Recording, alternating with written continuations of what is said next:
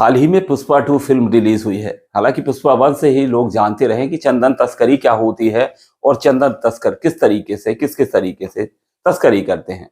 लेकिन छतरपुर जिले में माजरा कुछ और है। यहाँ तस्करी चंदन की नहीं बल्कि सागौन की है।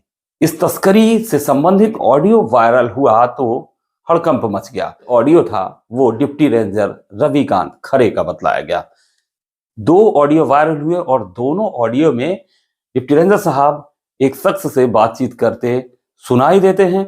उस शख्स से यह कहते नजर आते हैं कि काम अभी तक चालू क्यों नहीं करवाया, यानी अभी लकड़ी की कटाई क्यों नहीं की गई। आगे बातचीत में यह भी कहा जाता है कि पैसे अभी जमा हुए या नहीं हुए। आगे की बातचीत में यह भी कहा जाता है कि तुमने क्वार्टर पिया या नहीं पिया हो तो छतरपुर आ जाओ और यहां से बोतल की व्यवस्था हम कर देंगे। वो संबंधित व्यक्ति जो है वो बीच की कड़ी होता है, जो सागौन माफिया को अपने मौजूदगी में लकड़ी कटवाने की बात करता उस ऑडियो में नजर आ रहा है। सागौन की लकड़ी से भरा हुआ एक ट्रैक्टर ट्रॉली जब्त भी किया गया। डीएफओ ने डिप्टी रेंजर रविकांत खरे को निलंबित भी कर दिया है और निलंबन के दौरान उनका जो मुख्यालय रहेगा वो बक्सवाहा क्षेत्र रखा गया है। सागौन की तस्करी वहां हो रही है जिस जिले के जो विधायक हैं, चंदला विधायक हैं, वो वन राज्य मंत्री भी हैं। ये माजरा अब सामने आया, मीडिया के जरिए ऑडियो वायरल हुए, तब जाकर वन विभाग के आला अधिकारियों को खबर लगी भी या पहले से भी थी, यह भी कुछ नहीं कहा जा सकता।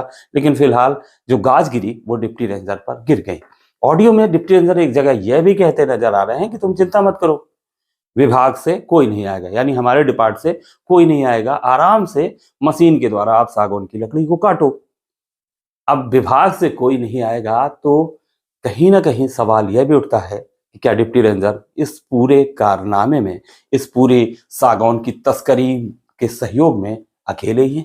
तस्करी के बाद यानी सागौन की लकड़ी की कटाई के बाद जो पैसा पहुंचता था तो वो क्या केवल डिप्टी रेंजर तक ही पहुंचता था? एक पत्रकार साथी जंगल भी पहुंच गए, हमारे समीर अवस्थी उनका नाम है। वहां पहुंचकर उन्होंने जब देखा तो तस्वीरें चौंकाने वाली थी। न जाने कितने पेड़ अपना वजूद खो चुके थे और उनके अवशेष वहां साफ तौर पर देखे जा सकते हैं। तो ये सिलसिला कब से चलता रहा होगा? कितनी जंगलों की कटाई इस तरीके से की जाती रही होगी? कितने तस्कर सक्रिय हैं, वो भी विभागीय सह इतनी कि विभाग के अधिकारी या कर्मचारी को इतनी फिक्र रहती कि आखिर कटाई शुरू क्यों नहीं हुई, करते क्यों नहीं भाई? करोगे तभी तो पैसा आएगा। और वो पैसा पहुंचता था तो क्या सिर्फ रविकांत खरे तक ही पहुंचता रहा होगा, या इसमें बड़ी मछलियां बच गईं और शिकार उसी का हो गया जिसका ऑडियो वायरल हुआ? निलंबन की कार्रवाई हुई है, जांच भी चलेगी। जांच के बाद क्या तथ्य सामने निकल कर आते हैं उसके लिए इंतजार करना होगा। वन संपदा की तस्करी हो या खनिज संपदा की, लगातार जारी रहेगी।